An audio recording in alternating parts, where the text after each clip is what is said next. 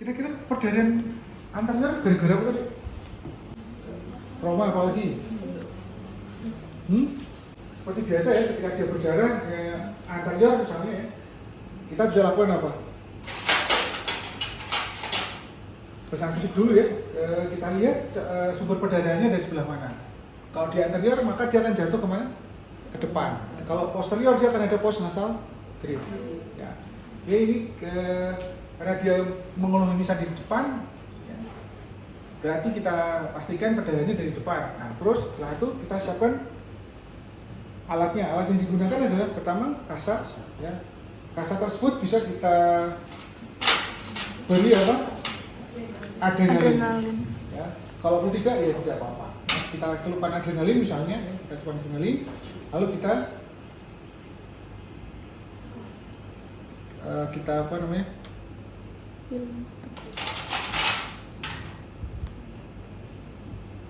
Kita peras ya supaya tidak basah.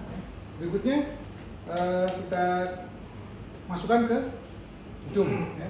Nah, cara masukkannya seperti ini. Jadi kita tekuk dulu, ya, kita tekuk.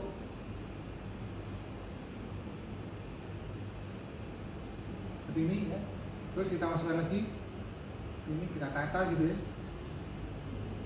Ya memang nggak rapi kayak nata bantal itu ya, nggak bisa ya. Ini terus. Kalau memang sudah cukup memenuhi, kita bisa gunting. Nggak harus habis ya. Kalau cukup sudah memenuhi, intinya adalah full aja udah. Kita gunting, lalu kita plester. Kita bilang ke pasien, nah, nanti mungkin 1-2 jam akan saya lepas lagi. Selalu perdarahannya gunting. Nah, punya pasien pakai hidung sebelahnya, atau harus pakai mulut sebentar. Kalau sudah cukup ya kita lepas. Cara lepasnya tinggal kita tarik aja ini. Perlahan ini ya. Jangan berat gitu nanti putul lagi nanti. Nah, terus seperti ini. Biasanya seperti ini dia akan apa? Crying, nangis. Karena apa? Biar refleks. Kalau air matanya pasti. Ini ada. Kalau sudah kita evaluasi lagi. Ya. Masih nggak ada bleeding di dalamnya. Kita lihat masih ada bleeding atau tidak. Oke, jadi tidak ada bleeding sudah selesai. Itu tampon anterior. Jatuhnya kemana? Belakang. Ke belakang. Jadi pasien kadang mudah ada darah. Atau Anda waktu lakukan pemeriksaan orofaring, ya, pemeriksaan orofaring misalnya, tadi kan sudah diajari ya. Waktu pemeriksaan orofaring kita lihat adanya apa? Pos nasal drip cukup deras, ya, suara gitu ya. Nah, dengan demikian kita pastikan perdarahan ada di posterior. Nah, oleh sebab itu kita siapkan alatnya. Alat yang digunakan adalah yang pertama ini tampon yang kita buat sendiri ya. Jadi tampon ini yang nanti akan masuk ke dalam mulut, yang ditarik lewat nasofaring dan orofaring. Setelah itu baru diikat. Nah, kita butuh bantuan kateter. Jadi nanti ini prinsipnya dia masuk lewat apa? Hidung. Nanti masuk ke irkoana posterior, terus ke bawah, kita tarik lewat mulut. Terus baru ujung ini nanti kita ikat dengan tampon. Dah itu kita tarik lagi lewat hidung, sehingga nanti tampon yang diikat lagi nanti akan ke belakang, ini kan? Iya. Bisa dibayangkan? Bisa. Nah, itu baru kita ikat. Kita beri gel ya, jangan lupa. Mudah-mudahan nggak bampat ya.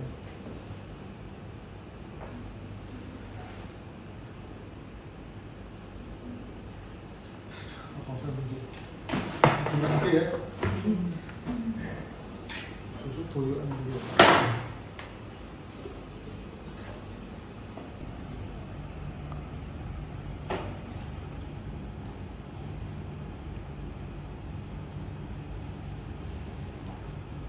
Sampai terlihat di mana? Di di nasofaring, orofaring ya. Kita lihat di orofaring sekarang.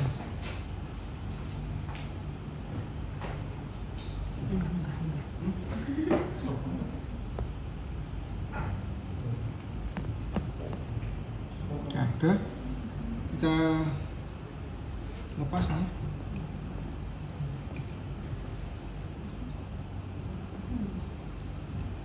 Nah, lepas terus. Jangan lupa kita semprot dulu dengan silokain ya, atau lidokain supaya tidak timbul refleks muntah.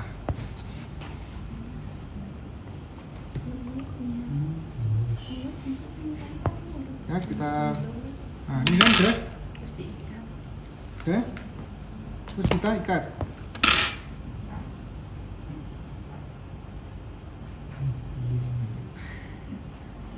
Ini pasiennya dibius nggak ya?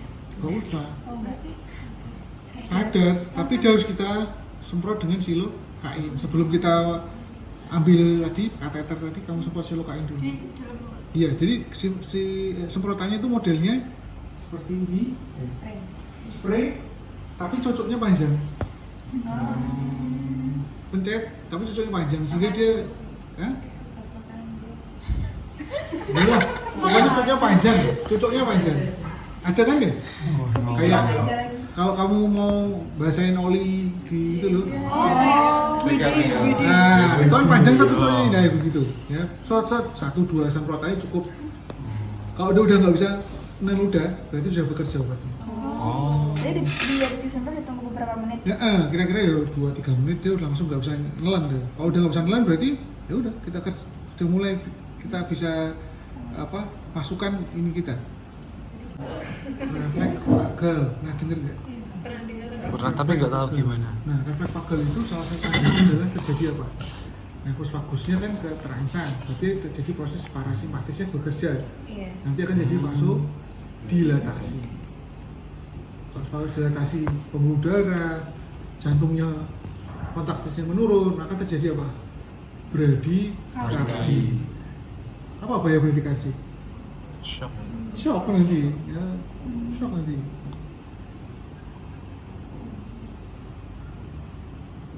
Merudul ini. Iya kan. Pampernya kita bikin sendiri atau udah ada? Ada yang beli sendiri, ada yang beli, ada yang buat sendiri. Intinya apa? Bisa nutupi aja udah. Kateternya hanya untuk guidance aja ya, jadi dia nanti kita lepas kateternya. Udah seperti ini, lalu kita tarik. Mudah nggak ucul ya.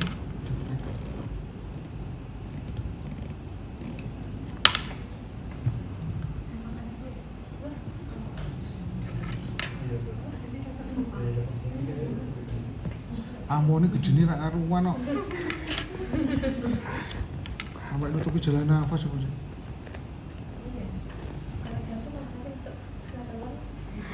Ketelan.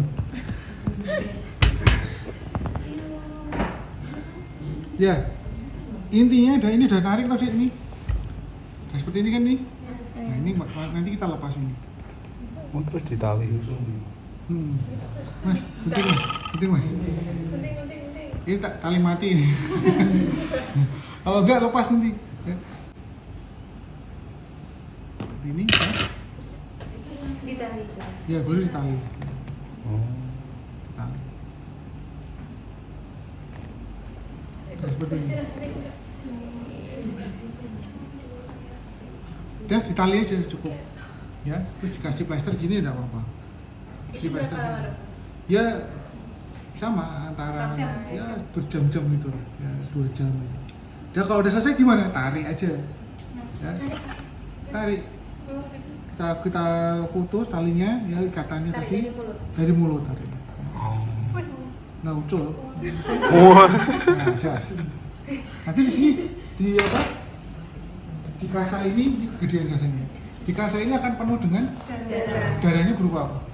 Gumpalan atau stolsel, stolsel. Jadi kayak mohon maaf kayak darah mens tapi yang lama.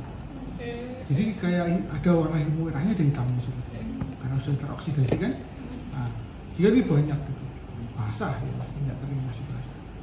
Terus baru jangan lupa dievaluasi lagi aja, dilihat apa ya, perdarahannya masih jalan atau enggak. Nah, kita lihat lagi di faringnya. kita cek ya.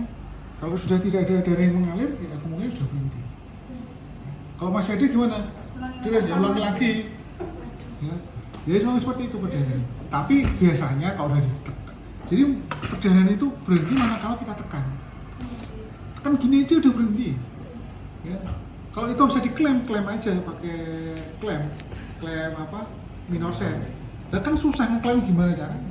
Ya, cukup buat tekan aja. Tekan aja dia berhenti sendiri. Jadi perdarahan itu mudah. Seandainya ditekan, kamu ragu, ya, kamu klaim masih ragu, diikat pakai benang jahit. Itu kalau kelihatan darahnya. Lah kalau nggak kelihatan gimana ikatnya, ya kan? Jadi menghentikan perdarahan itu banyak cara. Pertama, biarkan aja sistem koagulasi yang bekerja. Yang kedua, tekan. Yang ketiga, jepit. Yang keempat, ikat. Yang kelima, dilakukan solder. Betul-betul disolder, disentuh tek-tek gitu aja. Kan jadi kebakar ya, dia akan tutup. Kayak ini, kayak selang. So, nanti kamu kalau di OK, di ruang operasi, jangan kaget kalau bau bakaran kayak sate itu. Karena memang itu disolder, tek-tek mengurangi perdarahannya. Bahkan untuk bukanya aja kita solder. Sudah pakai pisau, solder, tret, buka langsung. Korpal di hidung itu biasanya tidak langsung. Dok, anak saya masukkan apa tasbih, manik-manik ke dalam hidung, itu jarang ketahuan. Kalau ketahuan pun, ya cepat segera kita sanggup. Tapi kalau nggak ketahuan pun biasanya akan sampai berbulan-bulan di dalam. Ya. Terus gimana? Biasanya yang muncul adalah keluar bau pada hidung, nafasnya bau, hidungnya juga bau. Terus pilek terus menerus. Ya. Nah, coba dilihat ada apa di dalamnya. Maka kita lakukan pemeriksaan isi hidung kan dengan menggunakan rhinoskopi. Rhinoskopi anterior ya. Nah, kita cek di hidung, kita cek ya seperti biasa, kita lihat konkanya kelihatan nggak, ada polip atau enggak, begitu kan ya. Nah, kalau kita curiga ada jaringan granulasi gitu misalnya, maka bisa kita lakukan ekstraksi menggunakan ini gini. Kalau ini hidung, ini lubang hidung ya, ini lubang hidung. Tolong teman. Nah, ini misalnya kita tahu ini benda asingnya nih misalnya. Nah, kita mengambilnya jangan sampai ini kamu dorong ke dalam lagi. Tapi ngambil dari mana? Dari pinggir. Mau dari pinggir, agak kamu dorong dari pinggir, kamu tekan, kamu dorong ke belakang, baru kita ke depan. Tarik ke depan. Jangan maksudnya kita mau ambil tapi malah dorong-dorong terus. Ya, dorong masuk. Tapi susuri dari pinggir, atas, bawah boleh. Ya. Udah agak ke belakang dikit, tarik. Ya. Kamu ambil. Nah, biasanya kalau udah ada jaringan granulasi, maka akan timbul neovaskularisasi. Nah, ketika kita koyak begini, apa yang terjadi? Darah pasti. Roll gitu, nggak apa-apa. Tadi kan udah tahu prinsipnya. Berarti kan ada perdarahan apa? Anterior. Udah dep aja. Dep istilahnya, tekan tuh dep istilahnya. Ya. Kita tekan aja, dia akan kembali. Ya, kita lihat seperti ini. Oh, ini misalnya kita curiga dari jaringan granulasi atau manik-manik lah katanya lah. Ya, kita coba ambil.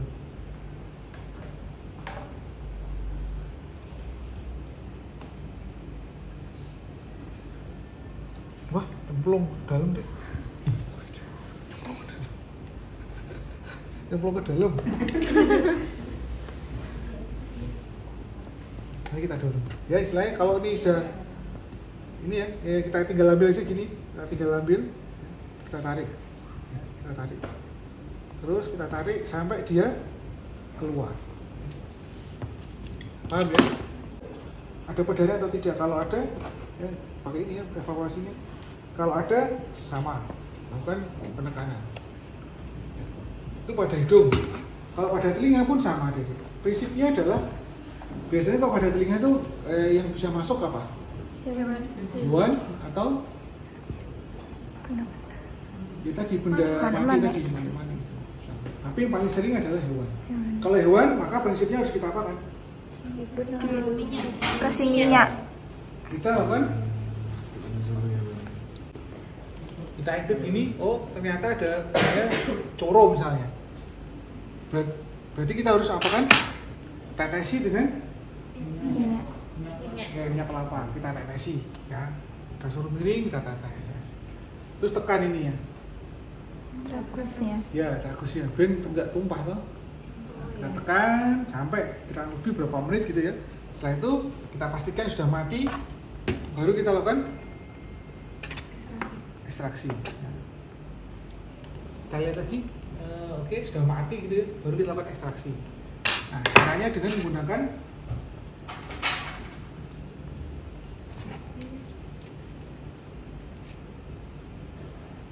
menggunakan nih, namanya pinset aligator. Kenapa aligator? Karena mulutnya seperti mulut buaya ya. Nah, seperti ini, misalnya ini benda asingnya ya.